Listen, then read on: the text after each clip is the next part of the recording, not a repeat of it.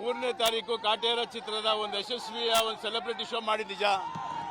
ಅದು ಆ ಸಂದರ್ಭದಲ್ಲಿ ಚಿತ್ರರಂಗದ ಹಿರಿಯರು ಗಣ್ಯ ವ್ಯಕ್ತಿಗಳನ್ನ ನಾವು ಕರೆಸಿದ್ವಿ.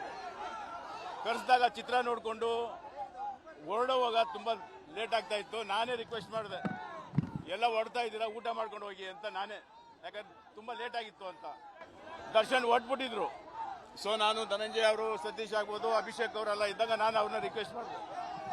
ಅಲ್ಲಿ ಜಟ್ಲಾಗ್ ಅಂದರೆ ಓನರ್ ನಮ್ಮ ಜಗದೀಶ್ ಅವರು, ನಮ್ಮ ಚಿತ್ರರಂಗದ ಗಣ್ಯ ಇಯಾಸು ಅವರು ಬಂದಿದ್ರು ನಮ್ಮ ಜೊತೆಯಲ್ಲಿ. ನಾನು ರಿಕ್ವೆಸ್ಟ್ ಮಾಡಿದೆ, ನಿಮ್ಮ ಹೋಟ್ಲಲ್ಲಿ ಒಂದು ಊಟಕ್ಕೆ ವ್ಯವಸ್ಥೆ ಮಾಡಿಕೊಡಿ ಎಲ್ಲ, ಅಯ್ಯೋ ಬನ್ನಿ ಅಣ್ಣ ಅಂತಂದ್ರು.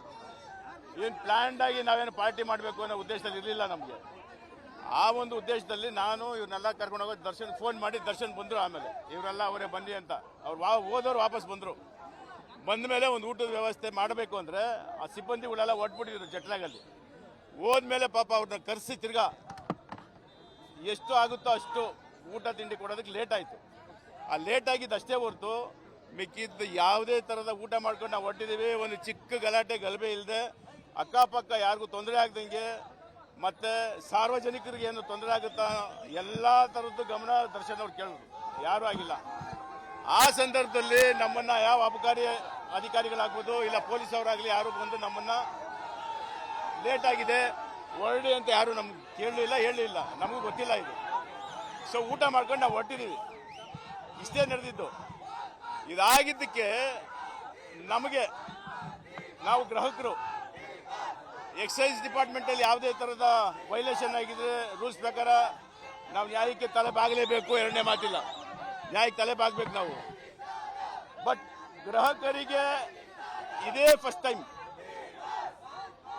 ಟೈಮ್ ಗ್ರಾಹಕರಿಗೆ ನೋಟಿಸ್ ಕೊಟ್ಟು ಠಾಣೆಗೆ ಕರೆಸಿ ಈ ಥರ ಒಂದು ಸ್ಟೇಟ್ಮೆಂಟ್ ತಗೋಬೇಕು ಅನ್ನೋದು ಎಷ್ಟು ನಮಗೆ ಗೊತ್ತಿಲ್ಲ. ಅದು ಅಂದರೆ 1 ಗಂಟೆ ಮೇಲೆ ಬಾರಲ್ಲಿ ಕೂತ್ಕೊಂಡಿರೋರಿಗೆಲ್ಲ ಇಲ್ಲಿವರೆಗೂ ಎಷ್ಟು ಜನಕ್ಕೆ ನೀವು ಈ ಥರ ನೋಟಿಸ್ ಕೊಟ್ಟು ಕರ್ಸ್ಕೊಂಡು ಸ್ಟೇಟ್ಮೆಂಟ್ ಮಾಡಿದ್ದೀರಾ ನಮಗೆ ಗೊತ್ತಿಲ್ಲ. ಅದನ್ನು ನೀವೇ ಕೇಳ್ಕೊಳ್ಳಿ. ಮಾಧ್ಯಮ ನೀವು ಕೇಳಬೇಕು, ಅದನ್ನು ಮಾಧ್ಯಮನೇ ಕೇಳಬೇಕು ನೀವು, ಆಯ್ತಾ?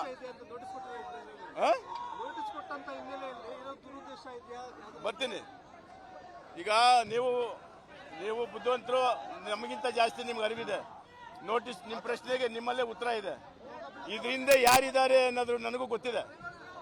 ಒಬ್ಬ ದರ್ಶನ್ ಅನ್ನೋರನ್ನ ಒಂದು ಚಿತ್ರ ಹಿಟ್ಟಾಗಿದ್ದ ತಕ್ಷಣ ಒಂದು ಚಿತ್ರ ಈ ನಮ್ಮ ರಾಜ್ಯದಲ್ಲಿ ದೊಡ್ಡ ಸಕ್ಸಸ್ ಆಗಿದ್ದಕ್ಕೆ ಆ ಒಂದು ಹೆಸರಿಗೆ ಮಸಿ ಬಳಿಬೇಕು ಅಂತ ಯಾರ್ಯಾರು ಏನೇನು ಮಾಡ್ತಾರೋ ನನಗೆ ಗೊತ್ತಿದೆ. ಅರ್ಥ ಆಯ್ತಾ? ಇಂಥ ಈ ಸಂದರ್ಭದಲ್ಲಿ ಒಂದು ಚಿತ್ರ ಯಶಸ್ವಿ ಆಗದೆ ಕನ್ನಡ ಚಿತ್ರರಂಗದಲ್ಲಿ ತುಂಬ ಮುಖ್ಯ. ಅಂಥ ಒಂದು ಸಂದರ್ಭದಲ್ಲಿ ಒಬ್ಬ ದರ್ಶನ್ ಮೇಲೆ ಯಾಕೆ ಟಾರ್ಗೆಟ್ ಮಾಡಬೇಕು ಅನ್ನೋದು ನನಗೆ ಗೊತ್ತಾಗ್ತಾ ಇಲ್ಲ. ಇದರಿಂದ ಯಾರಿದಾರೋ ನನಗೆ ಗೊತ್ತಿದ್ರು ನಾನು ಹೇಳಕ್ ಹೋಗೋದಿಲ್ಲ. ದಯವಿಟ್ಟು ಇದನ್ನು ಇಲ್ಲಿಗೆ ನಿಲ್ಲಿಸಿ. ಅದು ನಿಮಗೂ ಗೊತ್ತು, ನನಗೂ ಗೊತ್ತು, ಇಡೀ ರಾಜ್ಯ ಜನಕ್ಕೆ ಗೊತ್ತು.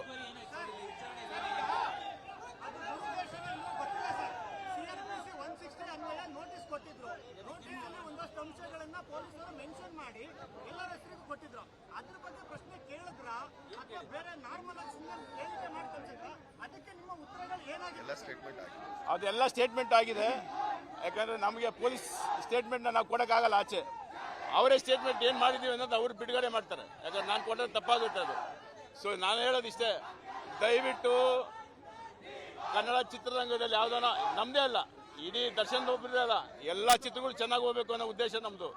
ಇವಾಗ ನೋಡಿ, ಇವರೆಲ್ಲರೂ ಸತೀಶ್ ಆಗ್ಬೋದು, ಚಿಕ್ಕಣ್ಣ ಆಗ್ಬೋದು, ಧನಂಜಯ ಆಗ್ಬೋದು, ನಮ್ಮ ಅಭಿಷೇಕ್ ಅಂಬರೀಶ್ ಆಗ್ಬೋದು, ನಿಮ್ಮೆಲ್ಲರಿಗೂ ಗೊತ್ತಿರೋಂಗೆ ಒಬ್ಬ ದರ್ಶನ್ ಅನ್ನೋರು ಒಂದು 10 ಜನ ನಾಯಕ ನಟಕನ ಹುಟ್ಟಾಕಬೇಕು ಅನ್ನೋ ಹೊರಟಿರೋರು, ಒಂದೊಳ್ಳೆ ಸ್ಥಾನಮಾನಕ್ಕೆ ತರಬೇಕು ಅವ್ರಿಗೆ ಅನ್ನೋದು ಪ್ರಯತ್ನ ಪಡ್ತಾರಂಥ ವ್ಯಕ್ತಿಗೆ ಅವರ ಇಮೇಜ್ನ, ಅವ್ರ ಹೆಸರನ್ನ ಭಂಗ ಮಾಡೋದಿದೆಯಲ್ಲ, ಅದನ್ನ ನಾನಲ್ಲ, ಇಡೀ ದಿ ಬಾಸ್ ಅಭಿಮಾನಿಗಳು ಖಂಡಿಸ್ತಾರೆ, ಇಡೀ ಚಿತ್ರರಂಗ ಖಂಡಿಸ್ತೀವಿ.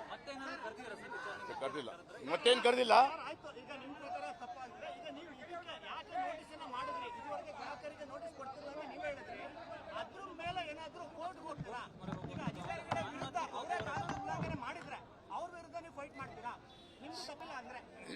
ನಾವು ಫೈಟ್ ಮಾಡೋಂಥ ಜನ ಅಲ್ಲ, ನಾವು ಫೈಟ್ ಮಾಡಕ್ಕೆ ಅಲ್ಲ. ನಾನು ಹೇಳ್ತೀನಲ್ಲ, ಕಾನೂನು ಇದೆ. ನಾವು ಯಾವುದೋ ಲೀಗಲ್ ಆಗಿ ಇನ್ನು ಮುಂದಕ್ಕೆ ನಮ್ಮ ಮೇಲೆ ಬೇರೆ ಯಾವ ಥರದ ಆ್ಯಕ್ಷನ್ ತಗೊಂಡ್ರೆ ನಾವು ಕಾನೂನಿಗೆ ಹೋಗಲೇಬೇಕಾಗುತ್ತೆ. ಹೌದು, ಪ್ರಶ್ನೆ ಮಾಡಿದ್ದೀವಿ, ಅದನ್ನು ಅವ್ರಿಗೆ ಬಿಟ್ಟಿದ್ದೀವಿ, ಅದಕ್ಕೆ ಜನಗಳು ಬಿಟ್ಟಿದ್ದೀವಿ. ನಿಮ್ಮ ಪ್ರಶ್ನೆಗೆ ಜನ ಉತ್ತರ ಕೊಡ್ಲಿ. ಯಾಕೆ ಇಲಾಖೆ ಸರ್ಕಾರ ಎರಡು ಒಂದೇ. ನಾನು ಹೇಳೋದು ಇದಕ್ಕೆ ಮೇಲೆ ಏನಾದರೂ ತಿರ್ಗಾ ನಮ್ಮ ಮೇಲೆ ಆಕ್ಷನ್ ತಗೋತೀವಿ ಅನ್ನೋದೇನ ಬಂದರೆ ಡೆಫಿನೆಟ್ ಆಗಿ ನಾವು ನಮ್ಮ ನಾವು ನ್ಯಾಯಾಂಗಕ್ಕೆ ಹೋಗಲೇಬೇಕಾಗುತ್ತೆ. ಆ ಸಂದರ್ಭದಲ್ಲಿ ಹೋಗ್ತೀವಿ. ಸುಮ್ಮನೆ ನಾವು ಅದಕ್ಕೇನು ಹೋಗೋದು ಬೇಡ ಅಂತಂದ್ರೆ ದರ್ಶನ್ ಅವರು ಇದನ್ನು ಬೆಳೆಸ್ಕೊಂಡು ಹೋಗೋದು ಬೇಡ ಅನ್ನೋ ಉದ್ದೇಶ. ಏನಕ್ಕೆ ಅಂದರೆ ನಾವು ನ್ಯಾಯಾಲಯಕ್ಕೆ ಹೋಗೋದು ನೋಡಿ, ಇವಾಗ ಇಷ್ಟು ಜನಕ್ಕೆ ಎಷ್ಟು ಜನಕ್ಕೆ ತೊಂದರೆ ಆಯಿತು, ಆ ಥರ ತೊಂದರೆ ಕೊಡಬಾರ್ದು ಅನ್ನೋ ಉದ್ದೇಶ ದರ್ಶನ್ ಅವ್ರದ್ದು. ಯಾವುದೇ ಕಾರಣಕ್ಕೂ ದರ್ಶನ್ ಅವ್ರ ಉದ್ದೇಶ ಇಷ್ಟೇ. ಇವಾಗ ನೋಡಿ, ಇಲ್ಲಿ ಬಂದಿದ್ದೀವಿ, ಎಷ್ಟು ಜನಕ್ಕೆ ಸಾರ್ವಜನಿಕ ತೊಂದರೆ ಆಯಿತು ಅಂತ.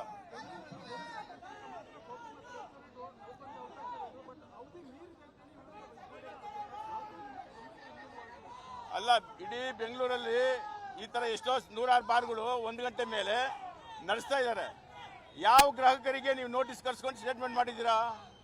ಅದನ್ನ ನೀವೆಲ್ಲ ಯಾರಿಗೆ ಕೇಳ್ತಾ ಇಲ್ಲ. ನೀವು ನನ್ನೇ ಪ್ರಶ್ನೆ ಮಾಡ್ತೀರಾ?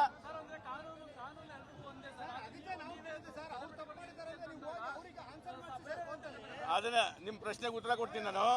1 ಗಂಟೆ ನಂತರ ನಾವು ಕೂತ್ಕೊಂಡಿದ್ದು ಊಟ ಮಾಡಿದ್ದು ತಪ್ಪು ಅನ್ನೋದಾದ್ರೆ ನಾವು ತಲೆಬಾಗೇ ಬಾಗ್ತೀವಿ. ಎರಡನೇ ಮಾತಿಲ್ಲ. ನಮಗೆ ಒಂದು ರೂಲ್ಸು ಇಲ್ಲ, ಕಾಮನ್ ಮ್ಯಾನ್ಗೆ ಒಂದು ರೂಲ್ಸ್ ಅಲ್ಲ, ನಾವು ಕಾಮನ್ ಮ್ಯಾನೇ. ಹೋರಾಟ ಮಾಡಲಿ ಅಂದ್ರೆ ಹೋರಾಟಕ್ಕೆ ಬಂದಿದ್ದೀವಿ. ಅಂದ್ರೆ ಅಲ್ಲ, ನಿಮ್ಮ ಭಾಗ ಏನು ಅಲ್ಲಿಗೆ? ನೀವೇನು ಬರೀ ಪ್ರಶ್ನೆ ಮಾಡೋದಷ್ಟೇ ನೀವು?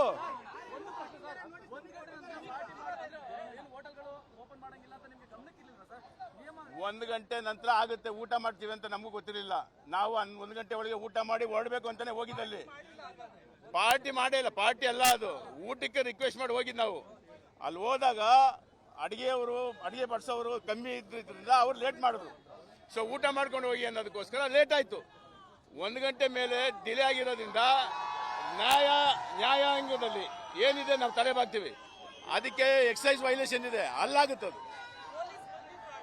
ಯಾರು ಬಂದಿಲ್ಲ, ನಮ್ಮನ್ನ ಯಾರು ಬಂದು ಕೇಳಿಲ್ಲ. ನಮ್ಗೆ ಯಾರು ಬಂದಿಲ್ಲ, ಯಾರು ಕರೆದಿಲ್ಲ, ಯಾರು ಕೇಳಲೂ ಇಲ್ಲ. ಯಾರು ಬಂದಿಲ್ಲ, ನಮಗ ಹತ್ರ ಯಾರು ಬಂದು ಕೇಳಿಲ್ಲ. ಅನುಕ್ಷಣದ ಸುದ್ದಿಗಳಿಗಾಗಿ ವಿಸ್ತಾರ ನ್ಯೂಸ್ ಯೂಟ್ಯೂಬ್ ಚಾನೆಲ್ ಸಬ್ಸ್ಕ್ರೈಬ್ ಮಾಡಿ. ಹೊಸ ಸುದ್ದಿಗಳ ನೋಟಿಫಿಕೇಶನ್ಗಾಗಿ ಬೆಲ್ ಐಕಾನ್ ಕ್ಲಿಕ್ ಮಾಡಿ.